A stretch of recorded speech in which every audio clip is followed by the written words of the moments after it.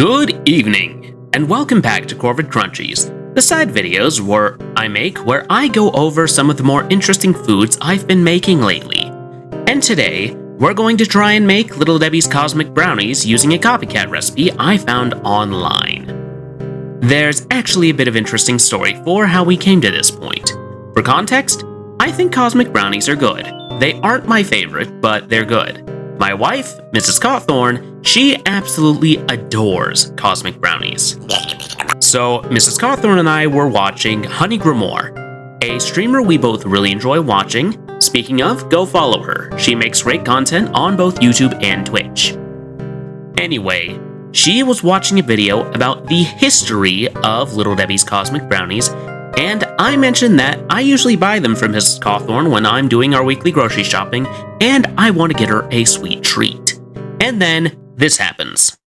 Brownie has lived on. Upon its release, the brownies were a hit and they became a staple of the company's product lineup. Challenge moment. For those of you that aren't familiar with Mr. Cawthorn or Corvid Communications in chat, they often post culinary things and different cooking recipes within my Discord. Mr. Cawthorn, would it be possible for you to try and replicate a cosmic brownie? Is that something within your ability to do? Because I'm very curious as to how that would come out at home. Because they were to try and further capitalize on the success and cultural presence of... Mrs. Cawthorn then gave me a look, and I realized, you know what? I'm not just gonna make them and post a picture about it. Though, I did do that after I'd finished making them. But I thought, I'm going to make a Corvid Crunchies video about it, and here we are. The recipe I'm using is called Cosmic Brownies, obviously, by Tessa Arias from handletheheat.com, and as always, I will post the link to the recipe we used in the video description for both giving credit to the creator and in case you want to try this for yourself. As for common allergies, this recipe contains egg, and since it contains wheat, it likely contains gluten.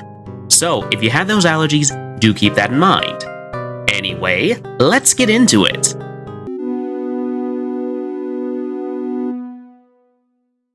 So, we're going to need 2 sets of ingredients for this recipe. One for the brownies themselves, so you know the main body, and another set of ingredients for the topping. So, for the brownies themselves, you are going to need 10 tablespoons, yes, 10 tablespoons unsalted butter, a cup of granulated sugar, a 1/3 cup packed light brown sugar, 3/4 of a cup, and 2 additional tablespoons of cocoa powder.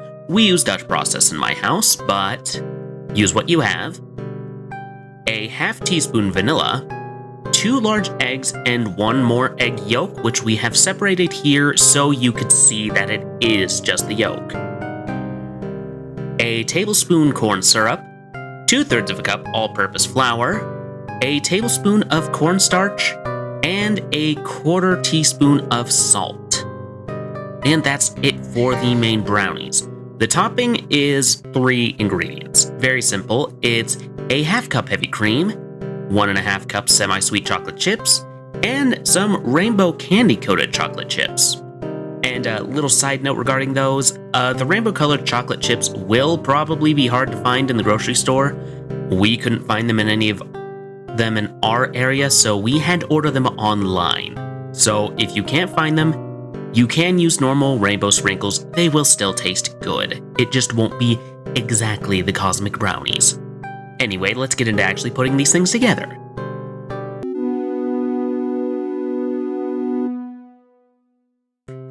So, for the brownies, first prep an 8x8 baking pan, lining it with either parchment or foil, and spray it down with cooking spray.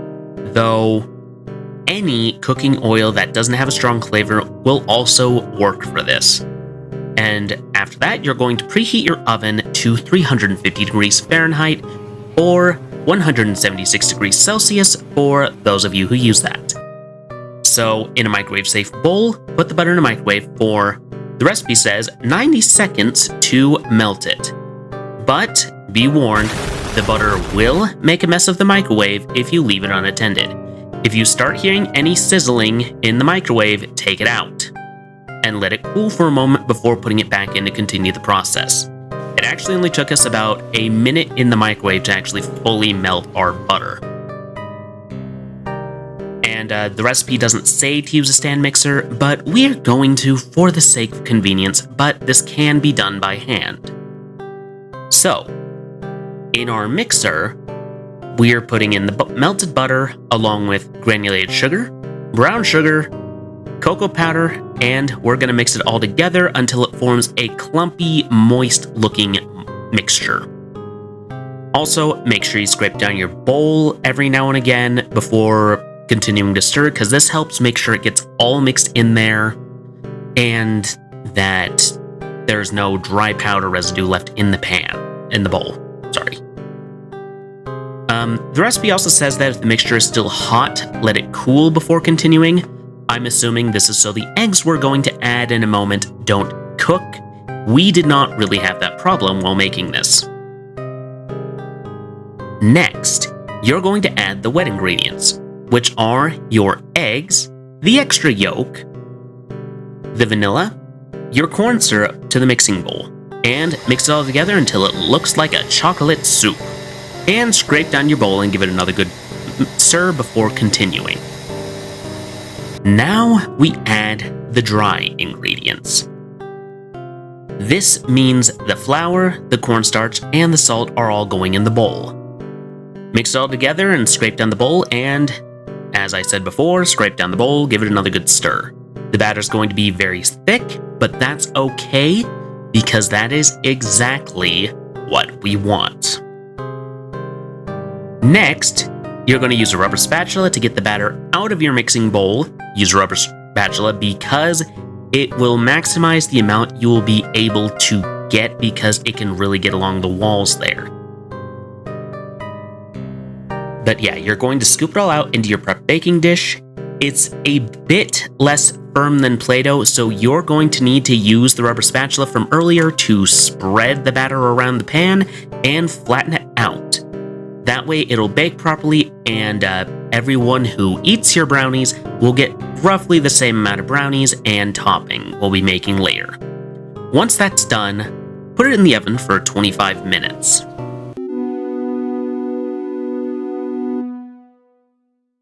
Now, normally I'd say while it's baking we should make the topping, but since we're dealing with a topping that's effectively a chocolate ganache, we're going to wait it out because while we're waiting for the brownies to cook and cool, because unlike the pumpkin bread we made earlier, this will make a mess if we put it on before the brownies are cooled, the ganache will become solid during that time if we let it sit. So do not make it yet. But since we have some time to kill, let me explain why baking recipes typically have you mix the wet and dry ingredients separately. So the reason for this is the dry ingredients will absorb the water from the wet ingredients.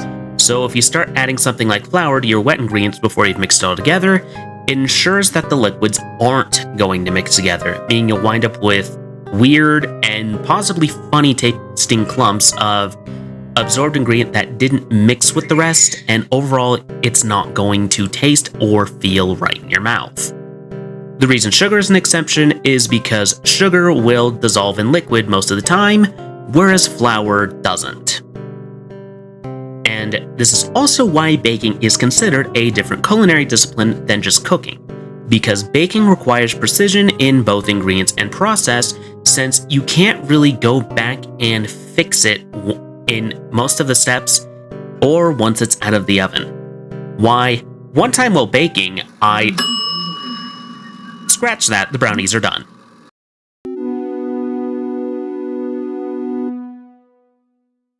So, take your brownies out of the oven, let them cool in the pan, and once they're cool, you can make the topping. So, while you're waiting for the brownies to cool, now is when you would make the topping. But it's actually really easy to make.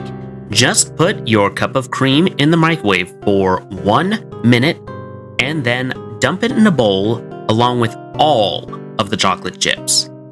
And you stir until the chocolate chips have melted and it forms a nice, smooth chocolate liquid. And that, my friends, is basically a chocolate ganache. You can use this to make truffles even. But we'll be pouring the mixture we've made directly onto our cooled brownies, and just like with earlier, using a rubber spatula to spread it around like we did with the batter. Because while it is a liquid, it is still thick and it does need to be spread around. And then, last but not least, we sprinkle along the candy-coated chocolate chips to give it that trademarked, unique cosmic brownie look that we all know and love. And now, we're gonna let this sit in the fridge for 1 to 2 hours to allow the topping to set, and then they will be ready to enjoy.